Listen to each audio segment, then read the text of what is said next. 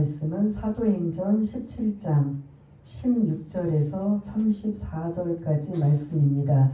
제 성경으로는 신약성경 218쪽에 있는 사도행전 17장 16절에서 34절, 조금 길지만 우리 함께 16절부터 함께 읽겠습니다. 시작. 바울이 아덴에서 그들을 기다리다가 그 성에 우상이 가득한 것을 보고 마음에 격분하여 회당에서는 유대인과 경건한 사람들과 또 장터에서는 날마다 만나는 사람들과 변론하니 어떤 에피쿠로스와 스토아 철학자들도 바울과 쟁론할세 어떤 사람들은 이르되 이 말쟁이가 무슨 말을 하고자 하느냐 하고 어떤 사람은 이르되 이방 신들을 전하는 사람인가 보다 하니 이는 바울이 예수와 부활을 전하기 때문이로라. 그를 붙들어 아레오바고로 가며 말하기를 내가 말하는 이 새로운 가르침이 무엇인지 우리가 알 수 있겠느냐. 내가 어떤 이상한 것을 우리 귀에 들려주니 그 무슨 뜻인지 알고자 하노라 하니 모든 아덴 사람과 거기서 나그네 된 외국인들이 가장 새로운 것을 말하고 듣는 것 이외에는 달리 시간을 쓰지 않음이더라. 바울이 아레오바고 가운데 서서 말하되 아덴 사람들아 너희를 보니 범사에 종교심이 많도다. 내가 두루 다니며 너희가 위하는 것들을 보다가 알지 못하는 신에게라고 새긴 단도 보았으니 그런즉 너희가 알지 못하고 위하는 그것을 내가 너희에게 알게 하리라. 우주와 그 가운데 있는 만물을 지으신 하나님께서는 천지의 주제시니 손으로 지은 전에 계시지 아니하시고 또 무엇이 부족한 것처럼 사람의 손으로 섬김을 받으시는 것이 아니니 이는 만민에게 생명과 호흡과 만물을 친히 주시는 이심이라. 인류의 모든 족속을 한 혈통으로 만드사 온 땅에 살게 하시고 그들의 연배를 정하시며 거주의 경계를 한정하셨으니 이는 사람으로 혹 하나님을 더듬어 찾아 발견하게 하려 하심이로되 그는 우리 각 사람에게서 멀리 계시지 아니하도다. 우리가 그를 힘입어 살며 기동하며 존재하느니라. 시인 중 어떤 사람들의 말과 같이 우리가 그의 소생이라 하니 이와 같이 하나님의 소생이 되었은즉 하나님을 금이나 은이나 돌에다 사람의 기술과 고안으로 새긴 것들과 같이 여길 것이 아니니라.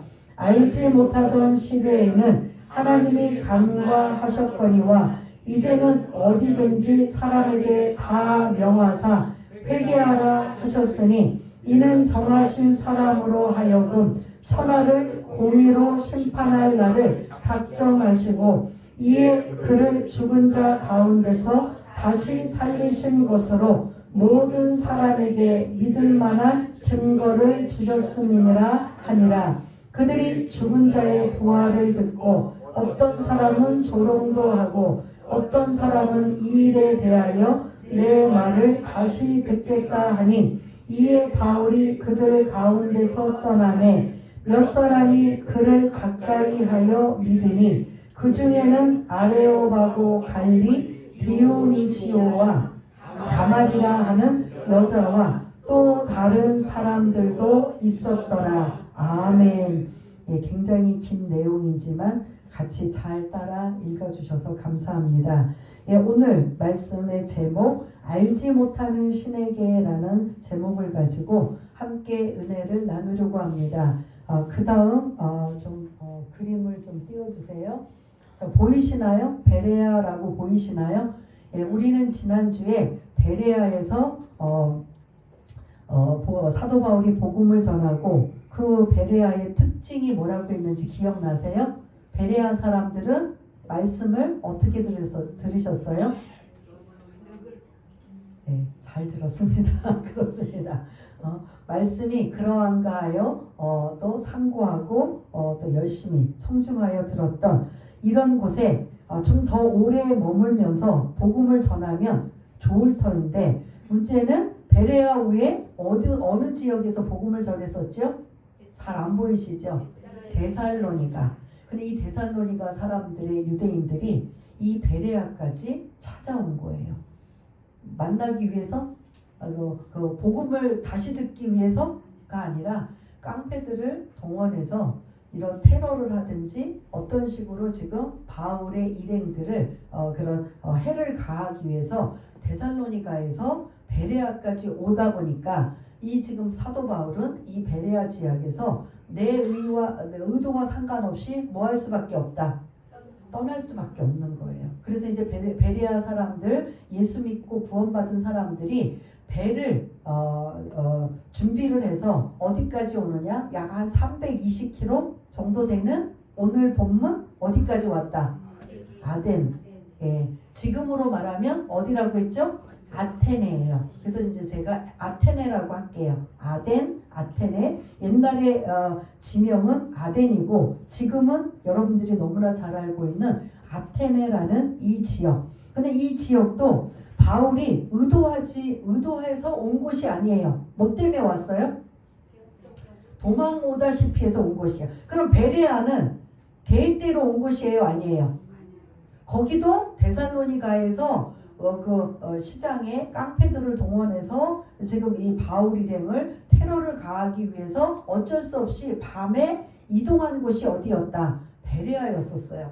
근데 베레아도 계획된 곳은 아니었지만 성령의 하나님의 인도함으로 와서 복음을 전했고 지금 오늘 도착한 이 지금 본문에 등장하는 어디도 아테네도 계획하고 의도한 그런 복음을 전하기 위해서 의도한 지명은 아니었고 어쩔 수 없이 또 배를 타고 이동하는 320km면은 그 옛날에 그 배를 가지고 어땠을 것 같아요? 하루 만에 왔을까요?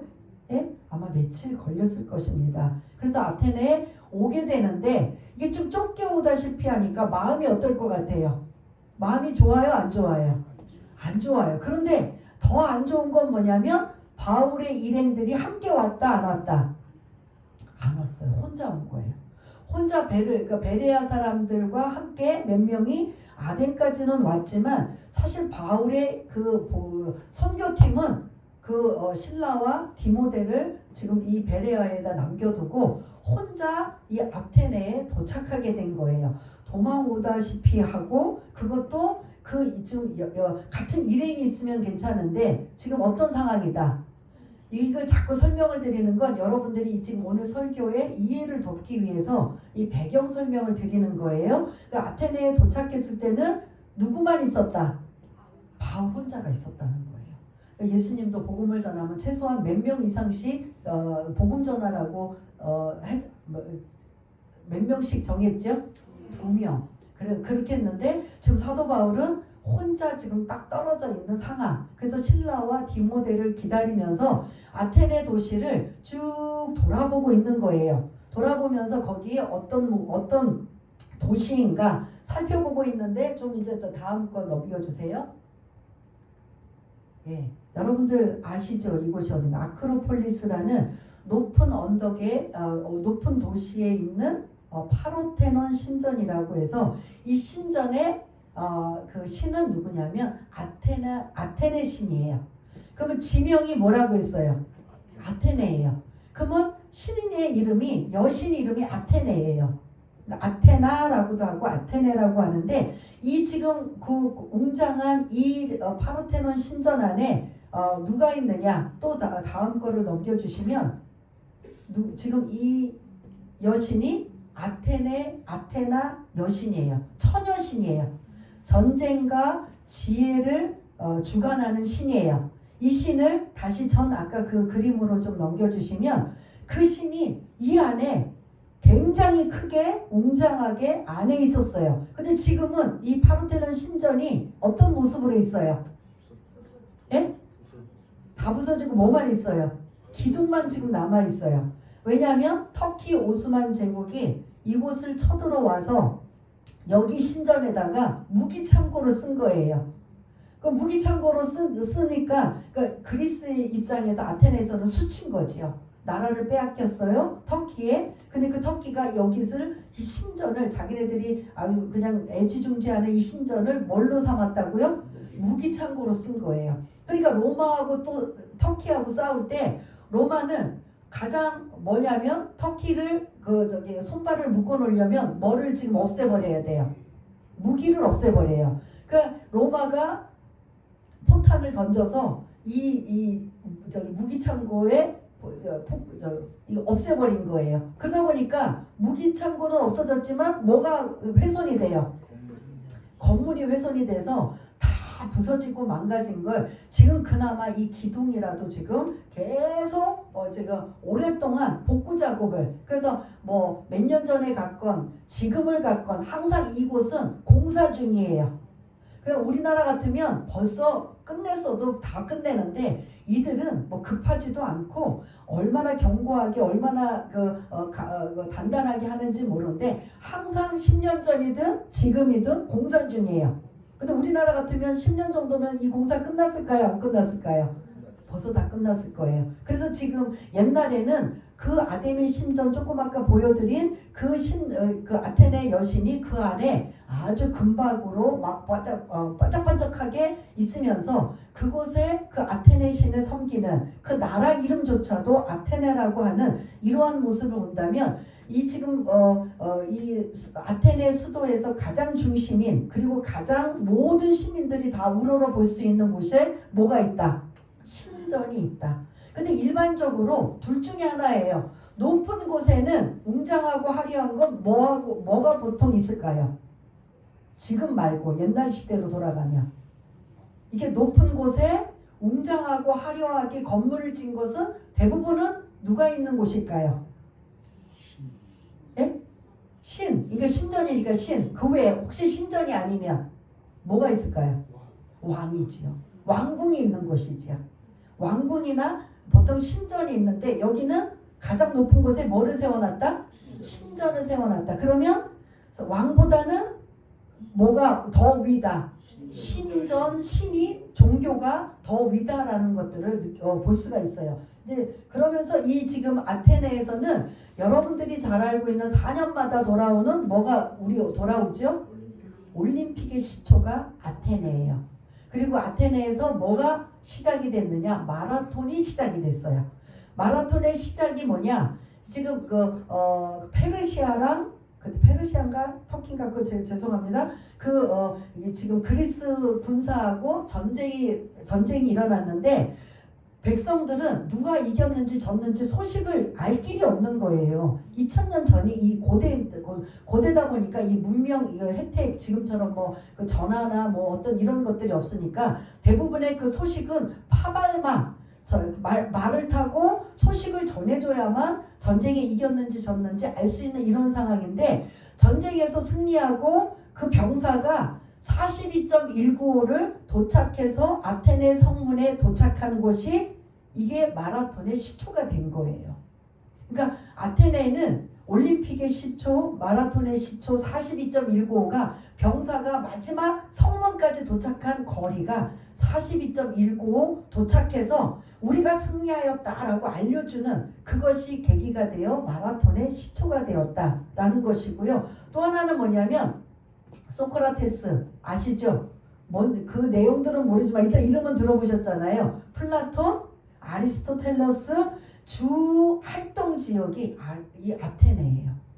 그리고 이 아테네에서는 뭐냐면 헬라어 언어를 써요. 지금으로 말하는 그리스 언어잖아요. 로마가 이 아테네를 그리스를 점령하고도 이들의 문명이나 언어가 너무 잘 발달되어서 로마가 전 세계를 점령하면서 뭐라고 하냐면 모든 언어는 헬라어 이 그리스 언어로 통일을 하자. 그러니까 지금은 대부분 전 세계가 뭘로 거의 다 통일이 돼요? 영어잖아요. 그때 당시 2000년 전에는 로마가 점령할 때는 공통어를 뭘로 했다? 헬라어, 그리스어로 했다는 거죠. 그래서 사도 바울이 복음을 다닐 때 헬라어를 이미 알고 있었기 때문에 이 전 세계를 다니면서 복음을 전하는데 언어가 막히지 않았던 거예요. 근데 만일 그런 언어가 안 된다면 아무리 가서 복음을 전한다고 해도 이게 커뮤니케이션이 돼요, 안 돼요? 소통이 안 되지요. 언어가 안 되니까. 그런데 누가 그거를 닦아 놓았다? 로마가 사실은 해놓은 거예요.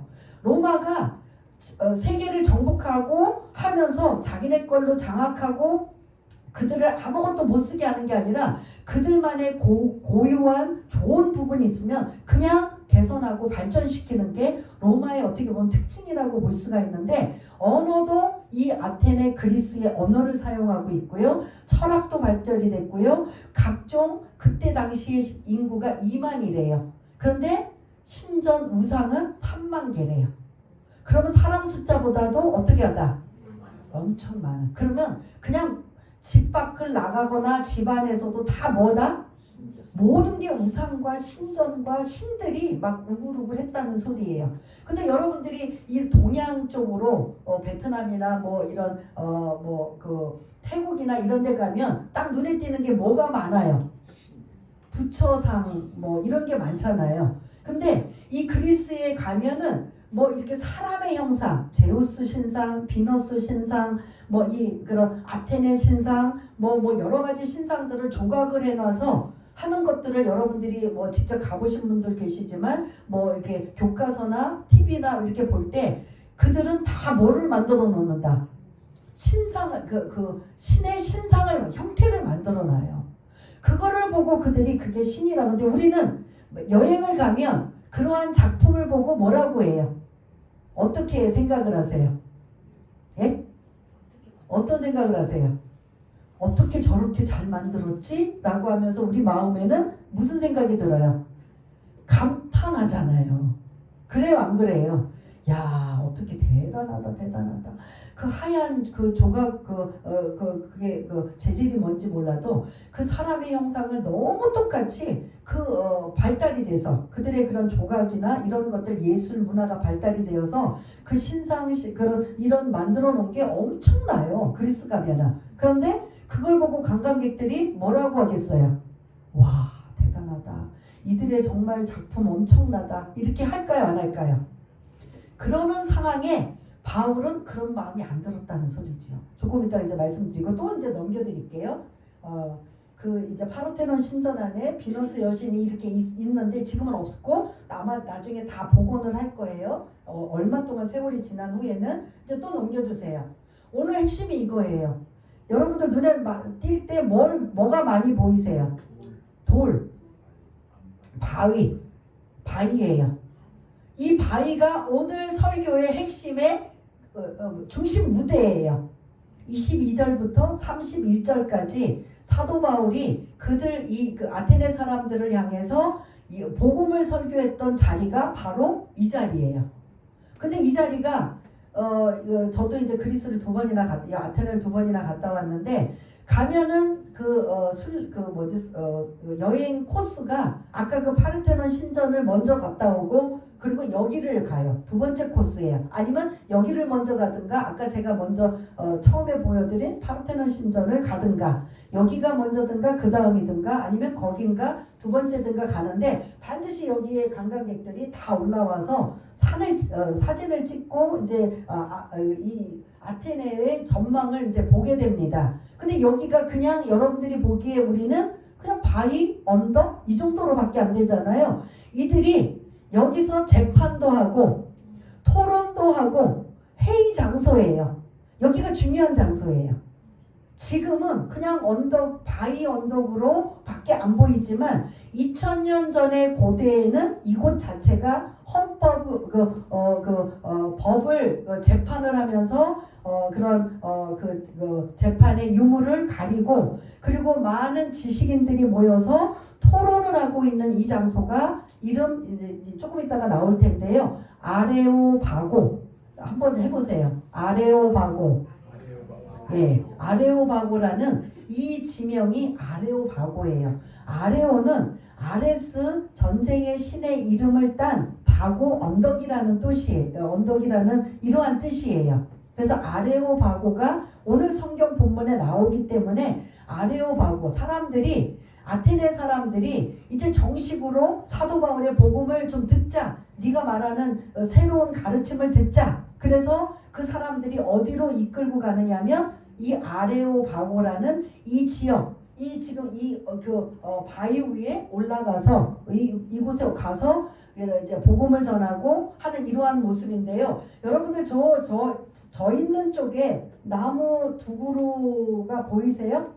두 그루가 이렇게 쌍으로 있는 거? 사람 하나 있고? 거기를 초점을 다음 넘겨주세요. 그곳에 있는 그 위치가 지금 요곳이에요. 그 나무 아까 제가 두 개 있는 그 쪽에 그 옆에 저 있는 쪽에 뭐가 보이시죠?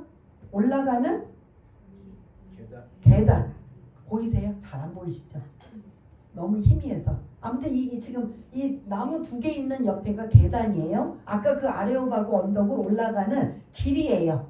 그리고 올라가기 전에 나무 옆에 오른쪽에 돌 무더기로 이렇게 벽을 쌓아놓은데 가운데 뭐가 있는 것 같으죠? 예? 그게 오늘 22절부터 31절까지 사도 바울이 복음을 전했던 내용의 헬라어 그리스 언어로 여기에다가 내용을 기록한 거예요. 지금 그래서 요거를 요 앞에서 이제 사진들을 많이 찍어요. 이제 성지순례 가는 사람들은 아레오바고 언덕 위에 올라가서 사진도 찍고 아테네 전경도 보지만 반드시 요 옆에서 오늘 본문 사도행전 17장 22절에서 31절까지 사도 바울이 이제 조금 있다가 무슨 설교를 했는가를 나누겠지만 그 설교의 내용이 지금 네모난 직사각형으로 있는 그 까만 부분이 오늘 22절에서 31절까지의 설교의 내용이 담겨져 있는 이러한 모습이에요. 아까 그 바위로 된 언덕의 이름이 뭐라고요? 아레오바고. 예. 그 정도는 좀 이해하시고 그 다음 넘겨주시면 이거는 이제 결론이에요. 사도 바울이 복음을 전했는데 여기서는 큰 복음의 그 열매가 별로 없어요. 뭐 두 사람의 이름밖에 등장하지 않아요. 그래서 마지막 34절에 보면 디오누시오라는 이름이 있어요. 이 사람이 지금 여기 앞에 아레오바고 갈리라고 나오는데 간원이라고도 해요. 그러면 다른 말로 판사일 것이다. 아까 제가 그 아레오바고에서 대체적으로 뭐 한다고 했어요? 재판을 하는 일에 그곳에서 한다고 했고요. 그 외에 재판이 없을 때는 토론하는 장소. 그래서 민주주의가 꼽힌 곳이 이 그리스 아테네예요. 민주주의는 누구나 말할 수 있다는 거예요. 누구나 대화할 수 있는 곳이 민주주의인데 그런 민주주의가 꼽히는 곳이 이제 이 아테네인 걸 볼 수가 있는데 이곳에 디오노시오라는 사람이 사도 바울의 그 복음을 아레오바고에서 복음을 전하는 것을 받아들여서 예수를 믿게 되고 이 사람이 나중에 감독이 되어서 열매를 맺었는데 이 교회가 디오노시오 기념교회예요. 그러니까 정말 사도 바울이 이곳에 복음 전하고 떠날 때는 이렇게 열매가 없나 할 정도로 여기서는 스스로 떠났어요. 다른 데는 계속 그 외부의 압력에 의해서 쫓겨가듯이 움직였는데 여기서는 처음부터 끝까지 바울 혼자 있었어요. 실라와 디모데가 끝날 때까지 돌아오지 아직 못 왔어요. 그러니까 이 아테네에서 도착해서 떠나기 전까지 바울은 혼자 있었어요. 혼자서 복음을 전했어요. 그리고 복음을 전했는데 많은 열매를 거두지 못했어요. 그래서 정말 씁쓸하게 이 아테네를 떠날 수밖에 없었지만 시간이 지난 후에 디오누시오가 계속 이곳에서 신앙을 고수하고 지키고 많은 영혼들을 주께로 인도하는 이러한 미랄이 되어서 이렇게 나중에는 감독이 되고 주교가 되어 이런 기념교회가 형성되는 이러한 일이 이제 이건 결론 부분에 해당이 되는데 여러분들이 이 그림을 통해서 오늘 전체의 내용을 좀 한눈으로 파악하기 위해서 일부러 이제 그림을 보여드렸습니다. 다시 이제 16절로 이제 그 자막을 좀 띄워주세요. 16절. 지금까지 여러분들한테 말씀드린 것만 해도 지금 한 15분, 20분이 좀 지나서 저는 지금부터 여러분들의 머릿속에 있는 그림을 연상하며 빨리빨리 지금 진행을 하겠습니다. 뭐 계속 이거 이제 시간이 정해져 있기 때문에 그래서 16절에 보면 다시 한번 여러분들이 그 그림을 기억하면서 바울이 아테네를 지금 누구를 기다리며 일행들을 기다리며 지금 아테네 이 지역을 전체를 지금 돌아보고 있어요. 그러려면 시간이 좀 꽤 걸렸겠지요? 많이 걸렸을 거예요. 많이 걸린 이 상황에 그들이 그 바울이 아테네 그 지역을 전체를 돌고 있는 이 상황에 뭘 보았어요?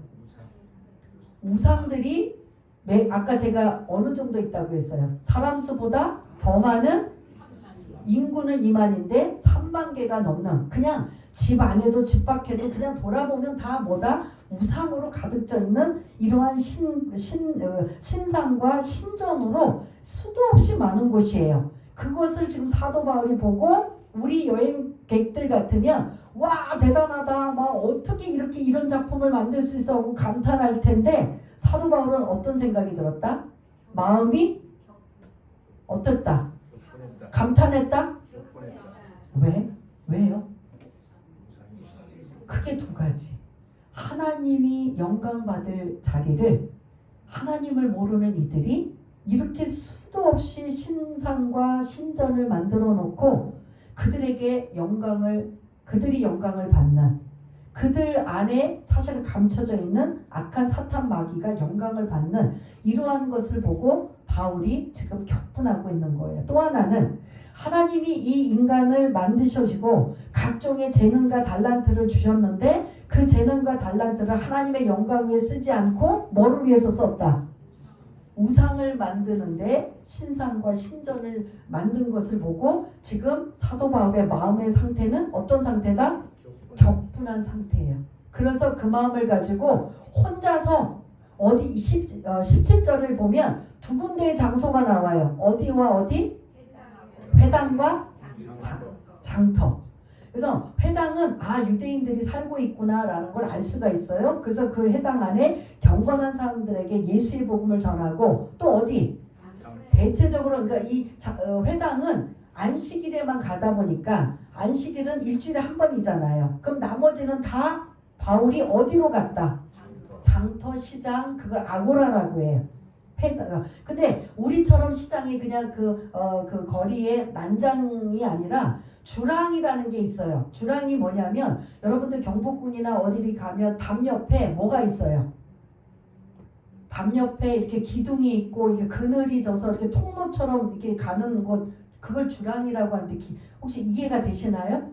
궁 같은데 여러분들이 들어가시면 그 담 안쪽으로 이게 그 지붕을 만들어 놓고 막아놓지는 않지만 기둥을 해가지고 그 통로를 지나갈 수 있게 만들어 놓은 회랑이 있어요. 주랑이라고도 하는데, 그런 곳에서 많은 남자들이 모여서 민주주의라는 이름으로 그들이 토론을 해요. 항상 뭐 가정의 이야기 아니면 건강의 이야기, 뭐 신들의 이야기, 항상 날마다. 그러니까 그들은 매일, 오죽하면 그리스는요 어떻게 하냐면 장을 보러 갈 때 장 보러 누가 대부분 가야 돼요? 거긴 남자들이 가요. 장을 보러 가서 사람들을 만나는 거예요. 그 사람들을 만나면 어떤 주제를 가지고 이야기를 하면 한도 끝도 없이 이야기를 하는 거예요. 그러니까 항상 이들은 토론 문화가 발전이 돼 있어요. 일방적인 주입이 아니라. 그래서 그게 민주주의가 꽃피었다는 소리예요. 자기 생각을 언제든지 말할 수 있는. 그러다 보니까 다툼도 생기고 뭐 여러 가지 안 좋은 일도 생기지만 자기의 생각을 통해서 이성을 자꾸, 이 지식을 자꾸 여는 이러한 일들을 볼 수가 있는데, 그 시장터에 가면 대체적으로 여자들도 많이 있겠지만 누가 많이 온다? 남자들이 많이 와서 그들이 계속 이렇게 3, 4, 5 짝을 지어서 토론을 많이 해요. 그러니까 말을 많이 한다는 소리예요. 토론을. 그러니까 그들이 늘 토론을 하니까 맨날 똑같은 토론은 이제 지겹잖아요. 그러니까 그들은 늘 뭐를 추구하냐면 새로운 것에 대한 것들을 추구하는데, 사도 바울이 이제 그 시장터를 가서 매일 뭐 한다? 예수와 부활을 전하는 이러한 것을 하다 보니까 이제 그 사람들이 한 번도 들어보지 못한 새로운 이러한 이야기를 듣게 됩니다. 그 듣게 되니까 계속 귀에 쏠깃하는 것을 볼 수가 있어요. 그러니까 사람들이 뭐라고 하냐면 말쟁이라고 해요. 자기네들이 이해하지 못하고 깨닫지 못하는데 그 사도 바울이 복음을 전하는 걸 말쟁이다라고 하면서 어설피 알고 있는 저급한 이러한 지금 자기의 생각을 드러내고 있다라고 이제 말쟁이라고 해요. 근데 그 사람들의 두 부류가 뭐냐면 에피크로스와 스토아학파라는 철학의 두 종류가 나와요. 그래서 지금 저는 좀 빨리 지금 가려고 합니다. 18절에 에피쿠로스 학파는 뭐냐면 에피쿠로스라는 사람이 자기 그런 이론을 철학을 만들어 놓는데 인간의 행복은 쾌락이다.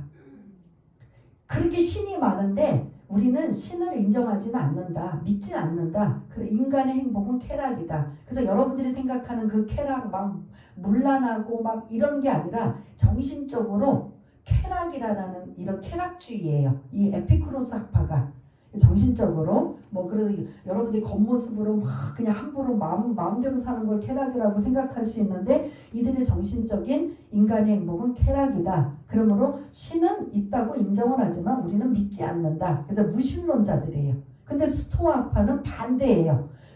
이들은 금욕주의자예요. 신을 인정하고 그리고 그 모든 신들 이렇게 3만 개 그 이상이 되어도 모든 신들을 인정한다, 받아들인다, 섬긴다. 그러면서 그들은 금욕주의자. 그래서 고행을 스스로 자기 몸을 학대하고 이걸 자처하는 자들이에요. 그러다 보니까 에피쿠로스와 스토어는 완전히 다른 그런 반대의 이런 성향을 가지고 있는데 이들이 토론을 하면 이야기들이 많이 나올까요? 안 나올까요? 나올 수밖에 없어요. 그냥 늘 그들이 자기들의 생각이 옳다라고 주장하면서 늘 토론을 하고 있는데 어느 날 바울이 이곳에 이 사람들이 토론하는 곳에 끼어들어와서 예수와 부활을 전하니 한 번도 들어보지 못한 이들이 이제 완전히 솔깃한 거예요. 솔깃하지만 받아들이지 않고 이해되지 않으니까 말쟁이로 그냥 이렇게 표현하게 되는데 그 중에 많은 사람들이 사도 바울의 설교를 더 듣고 싶어서 이제 넘겨서 19절을 좀 띄워주시면 어떤 장소가 등장해요. 그러니까 장터는 사람들이 시끄럽고 많이 오고 가고 하니까 이게 집중도가 떨어지니까 이제는 제대로 바울의 네가 전하는 이 복음을 우리가 한번 들어보자. 제대로 들어보자. 그래서 19절에 보니까 바울을 붙들어서 어디로 갔다? 아까 그림 기억나시나요? 그 계단을 올라가서 바위 언덕인 그 재판을 하는 그 장소인 그곳에 지식인이라고 하는 모든 자들이 그 언덕에 올라가서 바울이 네가 하는 소리 이제는 제대로 한번 자세히 말 좀 해봐라. 우리 들을 준비 되어 있다. 지금 이런 상황이에요. 그러니까 22절을 좀 이제 띄워주세요. 그런 상황에 22절에 보니까 바울이 어떻게 지금 이들은 유대인들도 아니에요. 전혀 예수도 모르고 성경도 모르고 하나님도 몰라요. 아무것도 몰라요.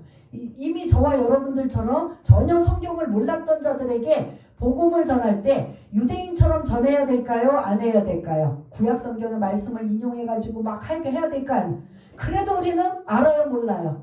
몰라요. 그러니까 모르니까 사도 바울이 이들에게 복음을 전해야 되는데 어떻게 전할까라고 이제 접촉점을 자꾸 찾아내는 거예요. 접촉점. 그래서 이방인들 안 믿는 자들에게 여러분들이 복음을 전할 때는 접촉점을 찾는 게 굉장히 먼저 이야기 풀어가는 게 이게 이제 원활하다라고 볼 수가 있는데 22절에 보니까 이제 그 사도 바울이 시작하는 용어가 뭐냐면 내가 이렇게 지금 아테네에 와서 여기저기를 다 돌아보니 너희들이 범사에 뭐가 많도다?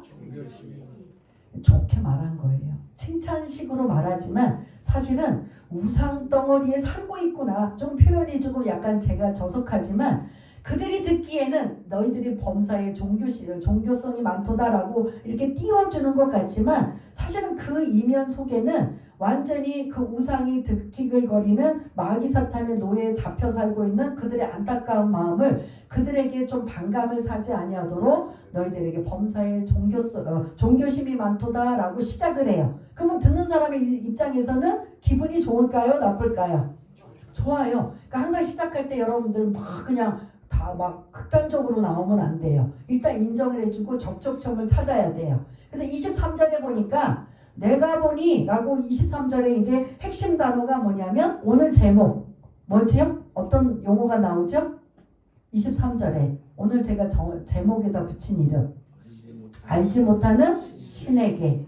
그럼 지금 사도 바울이 아테네에 한 3만 개 이상의 신상과 신전을 막 돌아다니면서 아테네 전역을 다니면서 보았는데 거기에 뭐가 있느냐? 뭐 제우스 신, 뭐 아폴로 신, 뭐 비너스 신, 뭐 수도 없는 신들이 많은데 거기에 한 그 제단에는 뭐라고 써 있냐면 알지 못하는 신에게라고 써 있는 거예요. 실제로 이름을. 그러니까 이들의 생각은 뭐냐면 이렇게 신이 많은데 우리가 그 알고 있는 신은 다 이름을 새겨서 제우스, 아폴로, 비너스, 뭐 바카스, 뭐 나이키, 뭐 이렇게 해서 이름을 다 지어서 형상도 만들고 했는데 혹시 여기서 빠뜨린 신들이 노여워서 우리를 해코지 할까봐 그거를 막기 위해서 뭐까지 만들었다? 알지 못하는, 우리가 알지 못하는 신 해갖고 알지 못하는 신에게를 그 재단을 만들어 놓은 거예요. 그거를 누가 보았다? 사도 바울이 본 거예요. 그거를 지금 이들에게 복음을 전할 때 그게 딱 접촉점으로 지금 이제 시작을 하는 거예요. 야, 내가 지금 전부 돌아다 보니 엄청나게 신과 신상과 신전이 많은데 하나 보니까 알지 못하는 신에게라는 이런 재단도 있더라. 그러면 내가 그 알지 못하는 신이 누군지 알려주겠다. 요걸로 접촉점이 시작이 되는 거예요. 이해가 되시나요? 그래서 그 알지 못하는 신은 너희들이 모르는 하나님이시다. 그래서 그 하나님으로 알지 못하는 신에게 누구를 넣었다고요? 하나님을 넣은 거예요. 이들은 솔깃할 수밖에 없어요. 그냥 막 귀를 쫑긋하고 듣는 거예요. 그래서 이제 그때부터 하나님이 누구신가? 알지 못하는 신을 누구로 설명했다고요? 하나님으로 설명했어요. 그러면서 그 하나님이 누구신가를 그때부터 24절부터 띄워주시면 24절은 온 천지 만물을 창조하신 분이 누구시다? 하나님이시다. 창조주 하나님. 그게 우리가 창세기 몇 장에 나오죠? 태초에 하나님이 천지를 창조하셨느니라. 이게 어떻게 보면 창세기 1장 1절의 핵심 구절을 천지 만물을 창조하셨다. 여러분들 그들에게 사도 바울이 이제 그 많은 지식인들, 철학자들, 호기심이 많은 그들을 향해 여러분들 내가 돌아다 보니까 알지 못하는 신에게라는 재단도 있는데 여러분들 이거 모르시죠? 제가 알려드리겠습니다. 바로 그 신은 누구냐? 누구라고요? 하나님이십니다.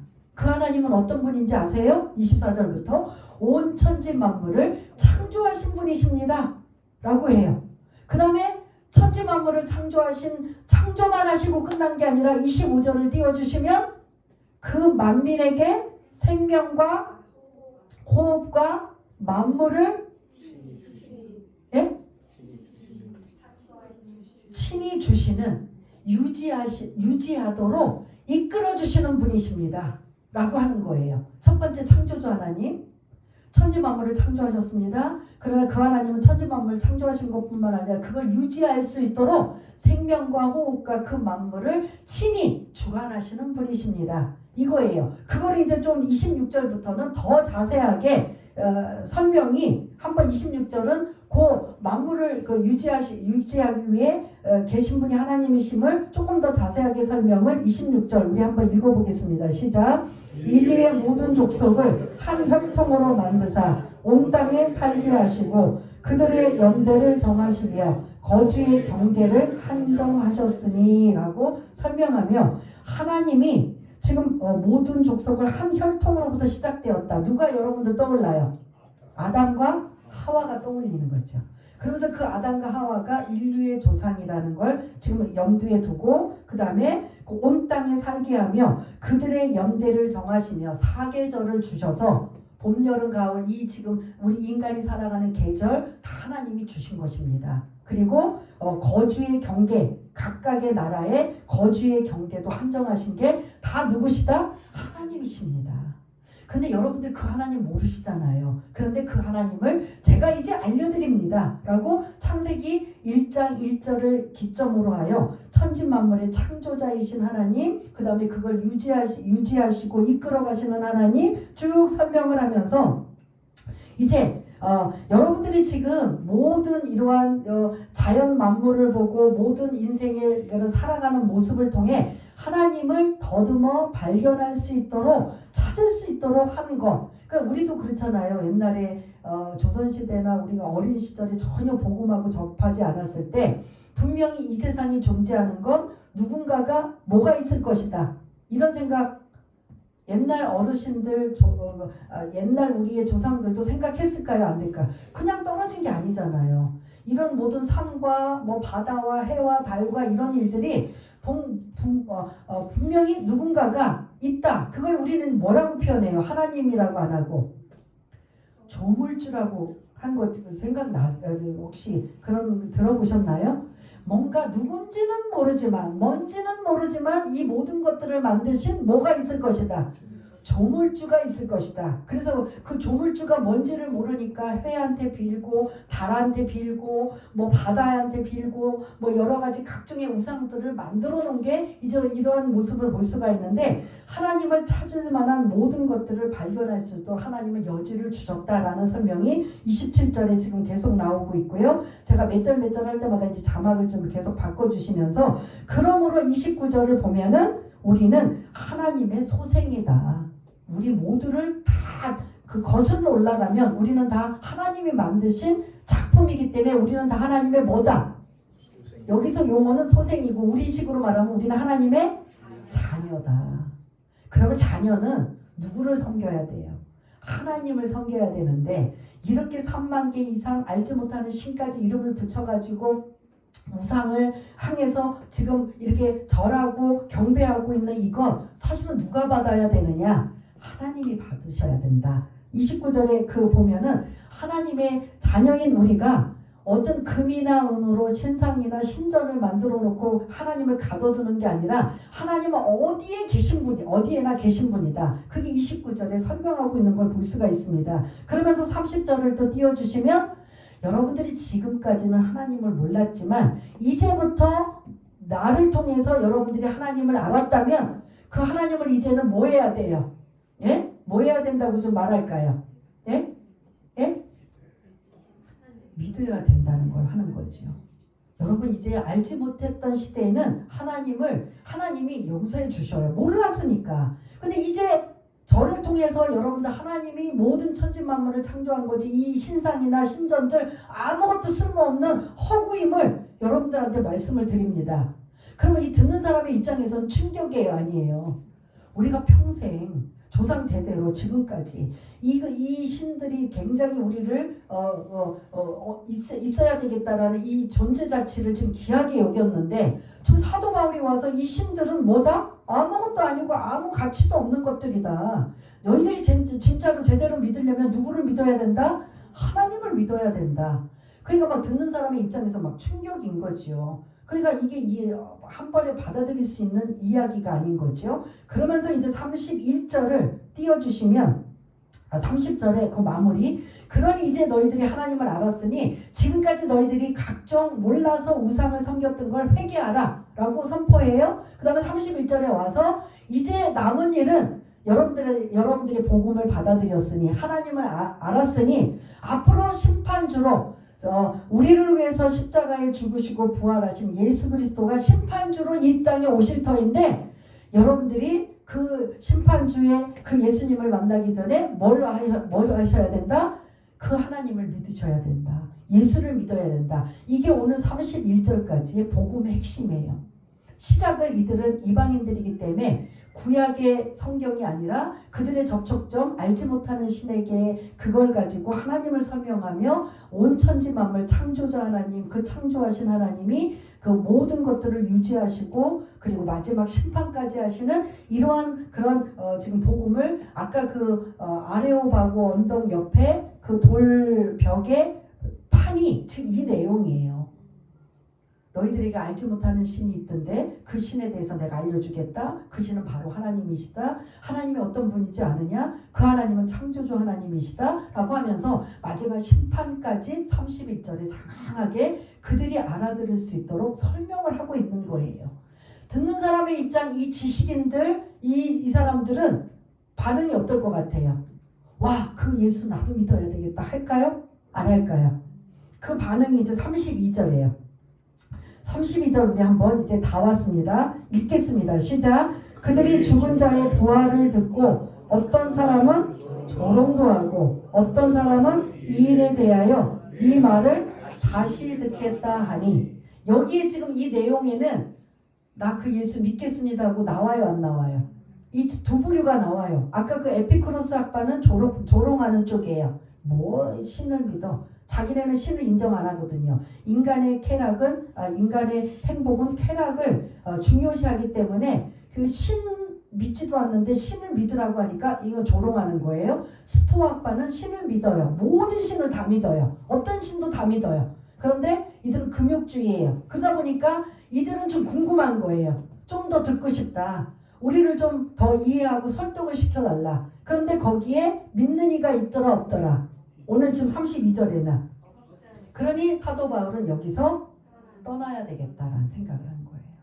거기서 계속 나 그 예수를 믿겠습니다. 나 그랬다면 아마 좀 더 길게 있을 거예요. 그런데 거의 결실을 맺지 못해요. 그런데 이제 그래도 여지가 34절 읽었지만 한번 읽고 이제 거의 이제 마무리를 하겠습니다. 시작. 몇 사람이 그를 가까이하여 믿으니 그 중에는 아레오바고 갈리, 디오누시오와 다말이라 하는 여자와 또 다른 사람들도 있었더라. 아멘. 사도 바울이 복음을 전하는데 아주 극소수가 이 바로 아테네의 지역인 걸 볼 수가 있습니다. 그래서 이러한 2명, 많아봐야 한 서너 명 되는 이러한 사람들이 믿는 이 상황에 결국은 이제 아테네를 떠날 수밖에 없는, 그래서 원래 계획하던 고린도라는 지역으로 이제 이동하게 되는 모습을 볼 수가 있는데, 이렇게 아주 오랫동안 아테네에 있으면서 복음을 전하고 이런 많은 영혼들이 죽게 돌아오진 않았지만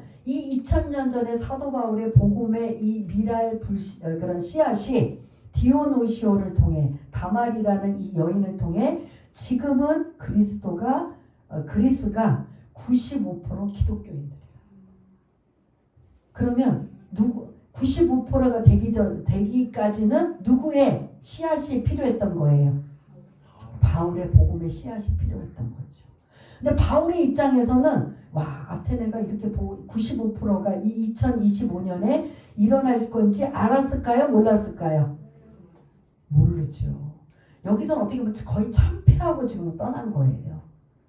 많이 울적해서 사실은 떠난 거예요. 그래도 자기는 최선을 다했어요. 최선을 다했지만 바울이 아마 2025년까지 살았다면 엄청나게 뿌듯함을 느꼈겠지요. 그래도 그곳에서 혼자 외롭게 복음의 씨앗을 뿌렸더니 그래도 이 디오노시오와 다말이라는 이 여인을 통해서 지금 이렇게 2000년이 지난 그리스도의 몇 프로가 기독교인이라고요? 95%면 거의 다라고 볼 수가 있는 거죠. 그러나 지금 그리스의 기독교인들이 95%지만 그들이 먹고 사는 일은 뭐 갖고 먹고 살아요? 그 우상, 신상 그거 놓고 먹고 사는 거예요. 정부는. 그렇게 해서 먹고 살지만 사실 그들 안에 이제는 생각이 이제 바뀌어진 거죠. 그래서 오늘 이제 말씀을 전합니다. 아주 이렇게 복음의 씨앗이 그냥 미숙하게 작게 뿌릴지라도 반드시 그 씨앗을 통해 열매를 맺는다, 못 맺는다? 맺는다라는 소리예요. 그러면 이게 인간의 입장, 바울의 이 지금 현재 처해 있는 입장이나 저와 여러분들이 똑같은 상황이면 좀 낙심하고 좀 힘들어 할까요? 안 할까요? 그럴 수 있지만 우리는 뿌리고 난 이후에는 사실은 누구에게 맡겨야 돼요? 하나님 앞에 맡겨야 된다는 거죠. 그래서 여러분들이 전할 때 이거 뭐 열매를 거두겠어? 이거 뭐 하겠어? 이 생각은 아예 뭐 하라? 여러분은 뭐만 하면 돼요? 길 가든 돌짝밭이든 가시떨기든 옥토밭이든 뭐만 하면 돼요? 뿌리면 돼요. 그냥 어디서 그게 열매가 되고 얻어 걸릴지 그건 아무도 몰라요. 그거는 누구 몫이에요? 하나님 몫이에요. 우리는 뭐만 하면 된다?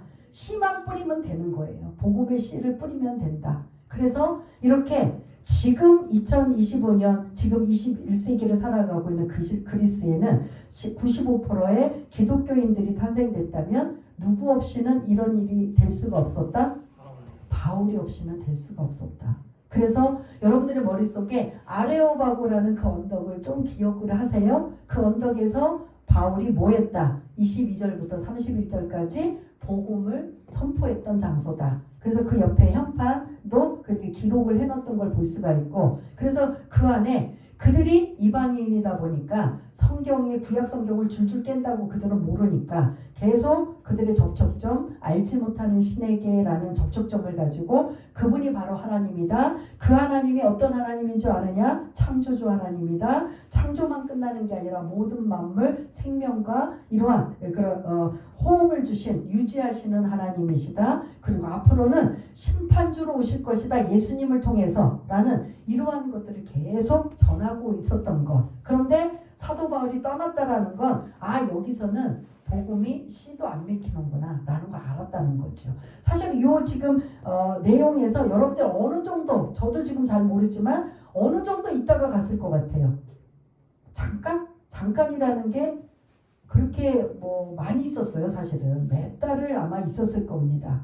몇 달을 그렇게 그 시장터에 가서 복음을 전하고 토론을 하고 고생을 하면서 있다가 이제 마지막 결정적인 아레오바고 언덕에서 복음 전하고 이제 떠나야 되겠다라는 이런 마음이 들어서 아테네를 떠날 수밖에 없는 이런 상황이라면 결실이 많이 있든 결실이 없든 성령께서 아테네까지 인도하셨다면 그곳에서 우리는 최선을 다하면 되고 나머지 몫을 하나님 앞에 맡기고 그리고 이제 떠날 때 다시 이제 우리가 다음 주 18장으로 넘어와서 그 그리스의 마지막 남쪽 지역인 고린도라는 곳에 거긴 아예 작정을 하고 목표를 두었던 지역 베레아와 그리고 이 아테네는 계획하지 않은 어쩌다가 어떻게 온 거죠? 쫓겨오다시피 도망오다시피 온 지역에서 이렇게 복음을 전해야 하는데 베레아는 굉장히 위로를 받았던 지역이에요. 근데 아테네는 어떻다? 위로 받았어요? 사실 위로를 받지 못해 외로웠어요. 일행도 없죠. 선교팀도 없지요. 혼자서 그렇게 그 많은 사람들의 그 시시비비 생각을 해보세요. 수많은 사람들이 바울에게 별 공격, 조롱했다, 뭐 말쟁이다 라고 하면서 비난을 하고 뭐 여러 가지 굉장히 수치도 당했을 거란 말이에요. 그거를 다 혼자 경험을 했단 말이에요. 굉장히 외롭고 힘든 상황. 그거를 나중에 이제 고린도전서 같은데 조금씩 자기의 생각을 거기에 이제 언급을 해요. 왜냐하면 아테네에서 영혼들도 많이 없고 교회도 안 생긴 데가 유일하게 이곳이에요. 베레아는 의도치 않게 갔지만 많은 영혼들이 죽게 돌아와서 자동적으로 가정교회가 생겨났다 안 생겨났다? 생겨났어요.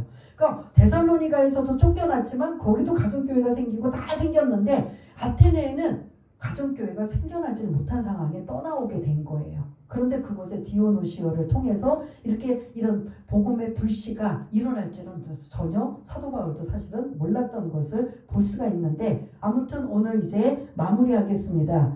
씨앗은 뿌려야 된다. 이게 하나님의 지상명령이다. 그리고 씨앗을 뿌리면서 우리는 걱정을 해요. 열매를 맺는 것까지 걱정을 하는데 그것도 하나님 앞에 내려놓고 우리는 뿌립시다. 그래서 반드시 언젠가는 결실을 맺는다라는 이러한 것. 그래서 저와 여러분들 사실은 처음부터 나는 예수 믿겠다라고 스스로 자발적으로 믿은 사람 어디 있어요? 다 주변에 있는 가족이나 이웃이나 친지나 친구나 동료를 통해서 권유받고 또 그것도 권유받고 어떻게 하다가 사실은 저와 여러분 오신 거 아닙니까? 저도 마찬가지고요. 그렇다면 누군가의 복음의 씨앗이 있었기 때문에 저와 여러분이 이 자리에 있었다면 우리도 그 역할을 마지막 주님이 지상명령을 내리신 것처럼 그 일에 우리가 내가 이것 때문에 자존심 상하고 무시당하면 어떡하나 아니면 업신여기면 어떻게 당하나 이런 생각하지 마시고 그냥 우리는 하나님의 명령만 우리가 따를 뿐 뭐 하면 돼요? 씨를 뿌리는